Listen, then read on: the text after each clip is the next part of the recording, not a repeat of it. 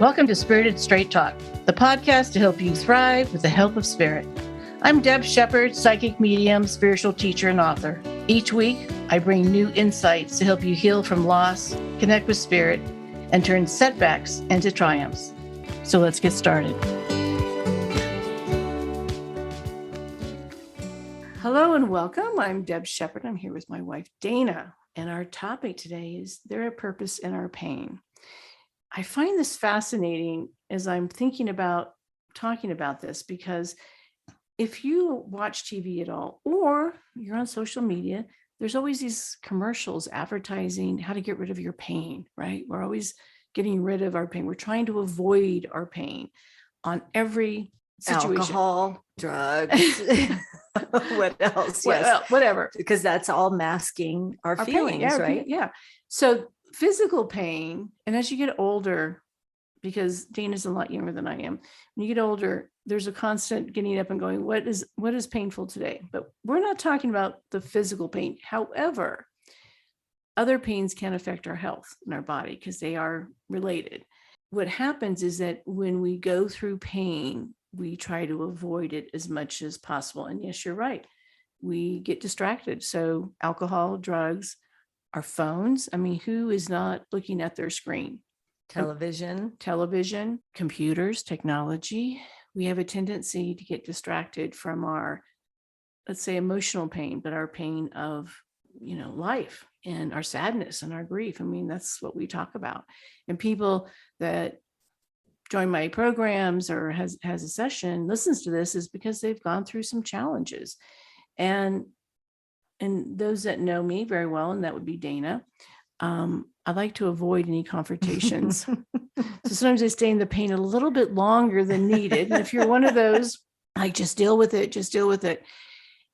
But I want to give people, or anyone that's listening, a better understanding that pain is not such a horrible thing, because we think, oh, it's so bad. And it is. I'm not saying, oh, let's have pain. What I'm saying is there is a purpose behind it, and we get some clarity around what the pain's about. It's pretty miraculous.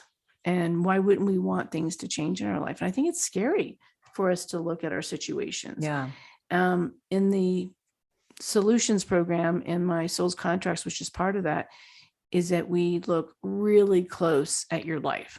I mean, from even before you were born, sometimes things come up where we look at all the scenarios in your life and are able to understand what pain that you've been going through for so long. What is the pain that keeps showing up over and over and over?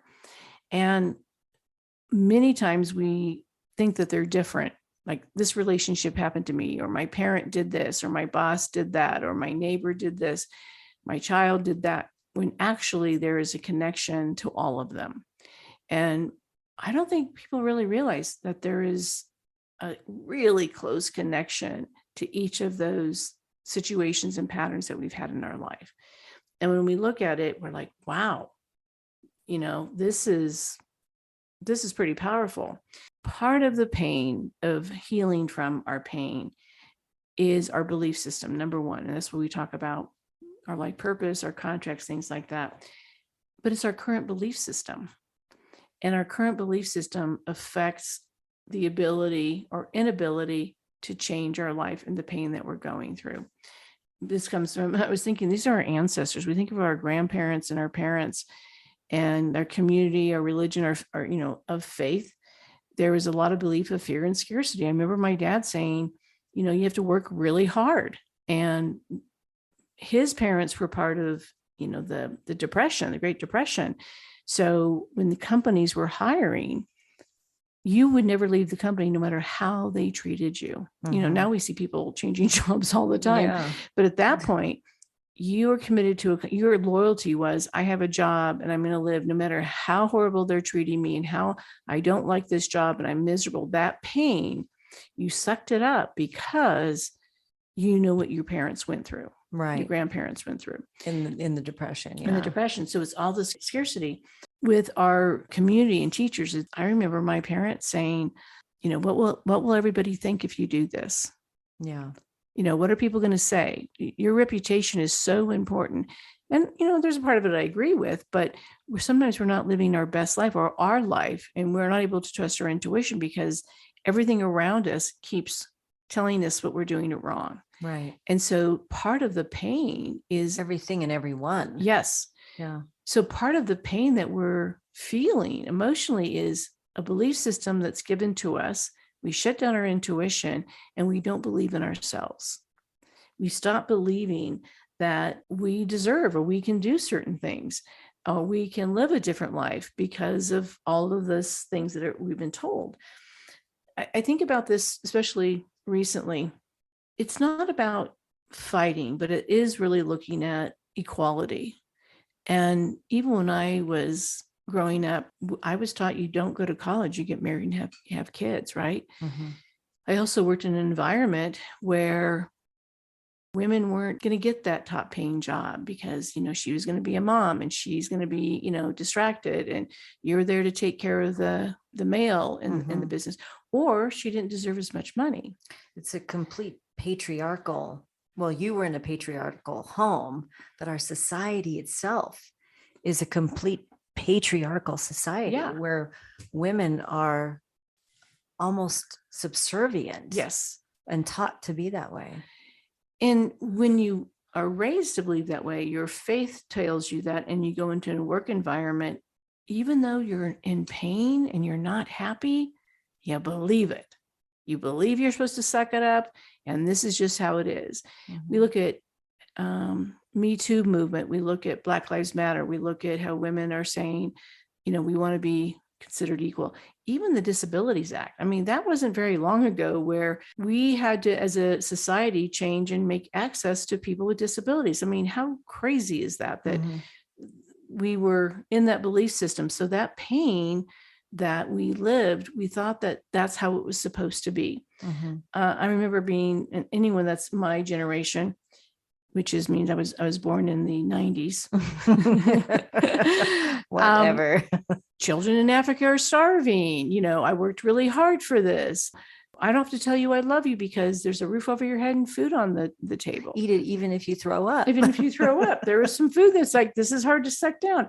Well, we were even watching Amy Schumer last night talking about how much milk we drank growing up in dairy. You would eat a grilled cheese sandwich with a glass of milk. Now we understand how dairy is so not good for your body, which causes inflammation. I'm not saying all dairy's bad or all, none of that, but just our belief system of what we ate then versus what we eat now. I mean, even the food pyramid has changed. So it's looking at, are we hostages in a belief system that does not align with who we are today?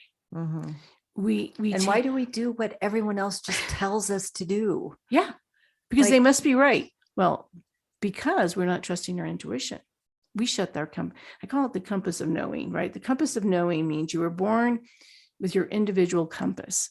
So you can even be in a family, and we hear this often. I don't feel like I'm part of my family. I'm the black sheep. And I go, well, I look good in black, so I'm okay with that, right? And I am one. We have all the black sheep. Yeah, we have all the black sheep, you and I. That term, I just laugh. I'm like, I think it's pretty cool. We're unique. We believe as a society, or a lot of people in society, when we are dealing with pain and we wonder why, and we're like, why is this happening to me? And I'm the victim, is because we're using other people's compasses. And even if that person's not using a compass, they have a belief system that's not yours. They're living by. Yeah. And whatever that's working for them or not working, we think maybe that's what I need to do. And as you know, in my programs, I always say, this is what I believe, and I'm going to teach you, but you get to believe the way you want, not the way I believe. I'm just giving you what I usually do is say, is that working for you, that belief system? Right. And why is that belief system basically sacred? And we take that sacred belief system and we don't challenge it on any level. Causes pain. I'm unhappy in my relationship. I'm unhappy in my job. I'm unhappy with my body. I'm unhappy with my health. Okay, well, you do have the ability to change it. And what stops is a belief of fear, scarcity, things like that. Right. The other thing, because I love to watch certain movies, but I was thinking about Bill Murray and Groundhog Day. Mm-hmm. And if you haven't seen it, I'll recommend it. If it hasn't, it's been a while, go back and look at it differently. And he had to keep repeating the same day until he sort of got it right. That's a metaphor for our soul contracts and reincarnation. Yes. Right? Is that where you were going with this? Yeah, but even in this lifetime, you have an opportunity. If you don't believe in reincarnation, you have a chance in this lifetime to have a do-over. No one's perfect. Right. So when you have pain, it's usually something you've also experienced in the past. So that's where you have to the relationship, the patterns. Yeah. With Bill Murray and Groundhog Day, he kept it changing how he perceived or looked at what he could do differently. He had the opportunity to keep making changes. So the pain lessened. Mm-hmm. And he understood there were still going to be challenges, but he had a different perspective, a different tool, a different belief system. What we do as humans is we stay in the pain, wonder why, and think we don't have the ability to change, but we're not introducing a different belief system. Mm-hmm. Oh, it has to be done this way because that's the way we've always done it. Well, wait a minute. Well, we were talking, actually, it was Amy Schumer. So maybe we should recommend her little show, her comedy show. Yeah. She talked about how the younger generation, I'm sorry, I'm laughing just thinking about it. The younger generation gets vaccinated for chickenpox. But when I got chickenpox, they just threw you in the room with all the other kids that had it so that you would get chickenpox. Thank goodness things changed. Now, I may offend people that now you're going to get shingles, and now you have to get vaccines for shingles. So if you're a person that doesn't believe in vaccination, I'm not here to push back. What I'm here to say is things change. And that's just an example. Mm-hmm. Things change, how you see things, how you feel about things. If you've been in love really young and you didn't stay with that person, you thought that was the person for the rest of your life, right? Mm-hmm. We're going to be friends forever. And then you realize it changes. It's not forever. It does change. I'm sorry, I'm laughing about this because it is a serious topic about pain, but have humor around our choices and how we continue to bring in our pain and thinking, I have to do it this way. This is my responsibility. If I don't do it, no one else will. Who else is going to show up and do this if they don't? You're laughing at me. I'm going on, I know, but I hear it. I hear it like, well, who else is going to do it? And I'm like, well, does it have to be done, or does it have to be done this way? Or can you do it differently? And they're like, oh, yeah. You mean I can? I can, yeah. We hear that a lot in some of your classes. Is you mean I don't have to take care of everybody? No, I don't have to. I think that's the number one thing that we hear is I'm not responsible for everybody else's happiness. And looking at not putting yourself last, because some of the pain that we endure is we don't have time for ourselves. And we think that it's selfish. That's a belief system. It's selfish if I do something for me. It's, what about all these other people that are struggling? What about the story? I'm really blessed, so I should, and we feel guilty. I have people that feel guilty because their life is good, instead of thinking, maybe I'm a good example of making different choices. My lessons are different. And maybe someone has worked through really difficult times and they're in a good place. Sometimes we self-sabotage because we feel guilty for being in a good place. I'm used to suffering. I'm used to having pain. So let's destroy the situation so that the pain continues because that's familiar. There's actually individuals that are addicted to the pain. They're addicted to the drama. They're addicted to the story. Even if they don't have someone to take care of, they create something. I'm like, well, what about working on yourself? What about doing something for yourself? Well, what about all these other people? No. So the pain never has relief. And I truly believe that we carry that vibration of pain. It's going to affect our body in some form or fashion eventually. So that's how we want to, begin to change. It affects how we manifest. There's all these books and classes on how to manifest, which I think is great. I mean, we teach that. But if you don't believe that you deserve, and you believe in these old ancestor belief systems, and I'm going to use ancestor because there's nothing wrong with old traditions, and there's nothing wrong with bringing up the history of our world, because there's a lot of goodness in it. But if it is a belief system that stops you from having a good life and keeps you in that cycle of pain, then is that something you want to keep? because sometimes we hold that more valuable than really how we want to feel. And then we ignore how we feel about things because we keep replacing it with that, well, got to do it. It's probably like the martyr. And guess what that creates? What? Regret. Regret.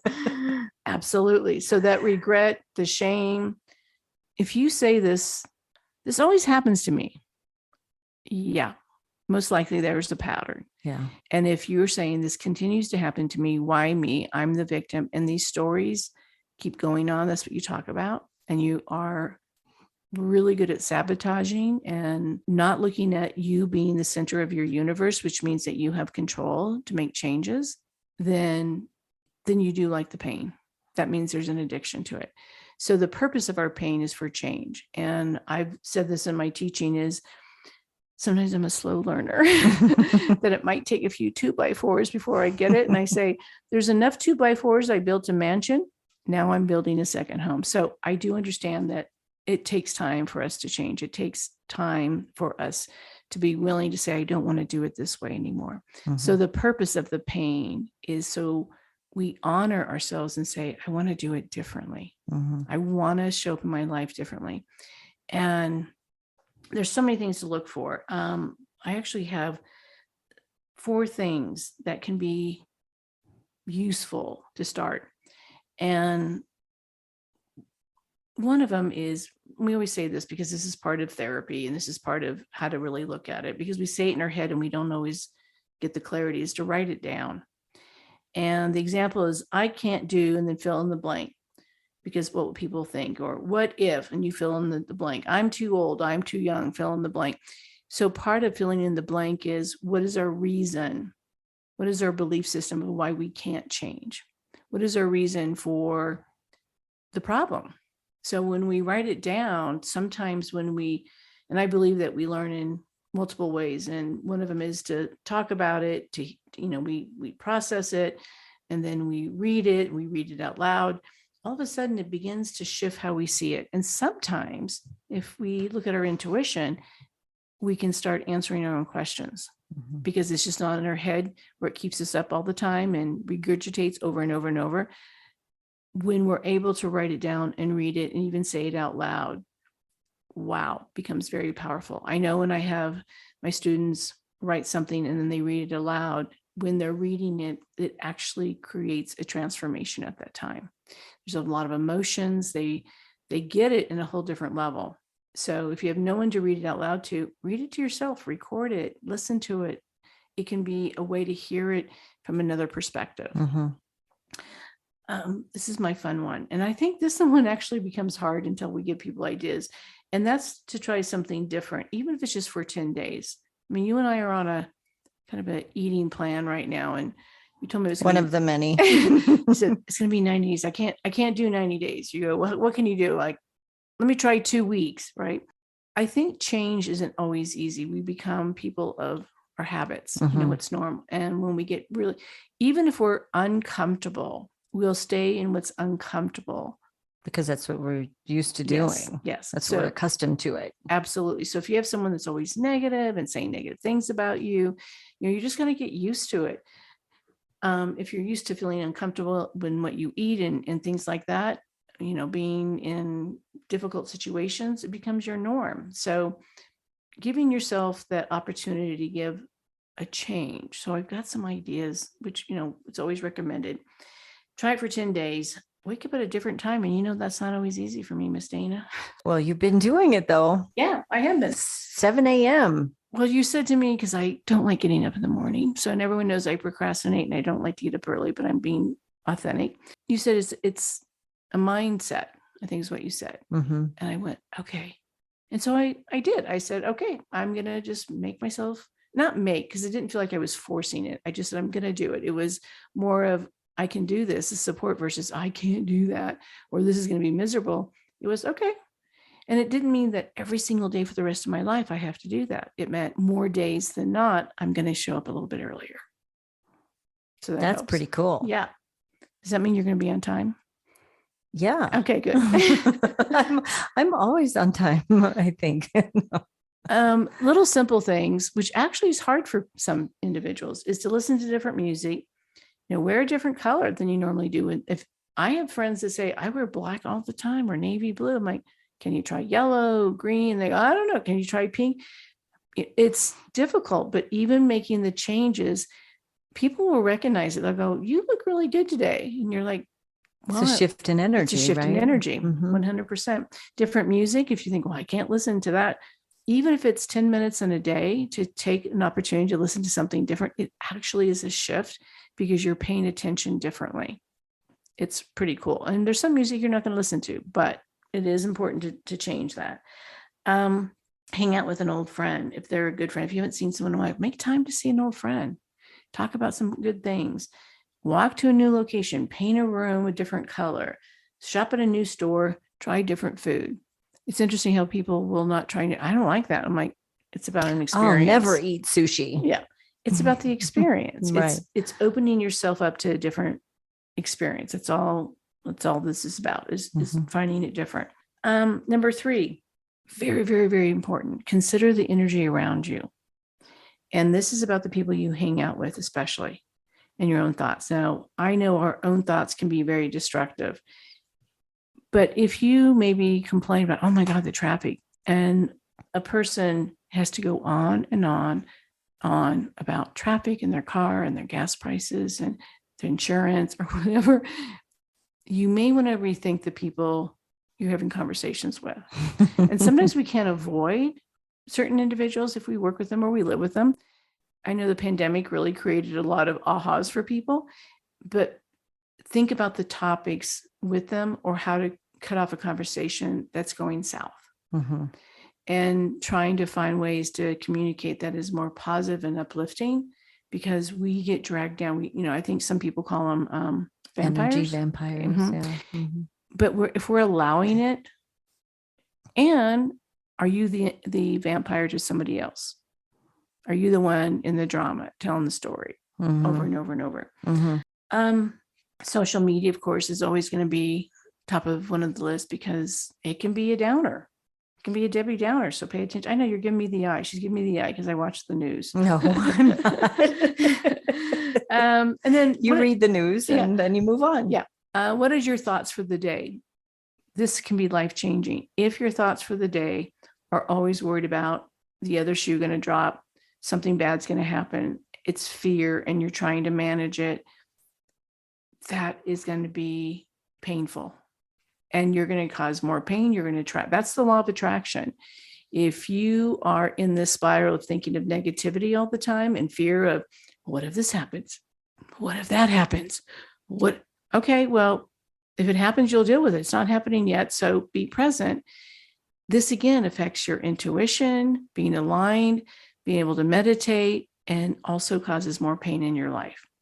Painful. And it's painful to be around you if that's what your energy. I don't want to be around you unless you're paying me. That's all I got to say. Reflect on your pain, because I think we talked about this in number 4. And are you addictive? I find that people become addictive to their story. Yeah. And it's one of the things in the mentoring program Solutions is tell your story, but don't keep telling it. Your value doesn't come from repeating over and over your story. That's not who I don't want to see your story. I want to see you. And I want to see you, the healed version of that story. So reflect on it, but ask yourself, am I addicted to it? Do I have to keep going back to the story of what happened to me and what someone did to me, and feeling that pain constantly? Because sometimes we hold on to the pain because we want to be prepared for it not to happen again.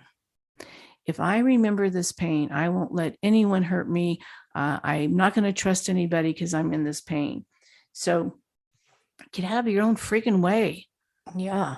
If you believe in the law of attraction, if you believe in energy, if you want to manifest, and your story is more valuable in the pain and in the victim, and that's what you believe is so valuable that you need that story in order to feel safe, nothing's going to change.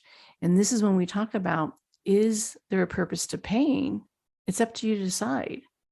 It's up to decide to say, you know what? I felt the pain. I understand it. I get it. I got the lesson.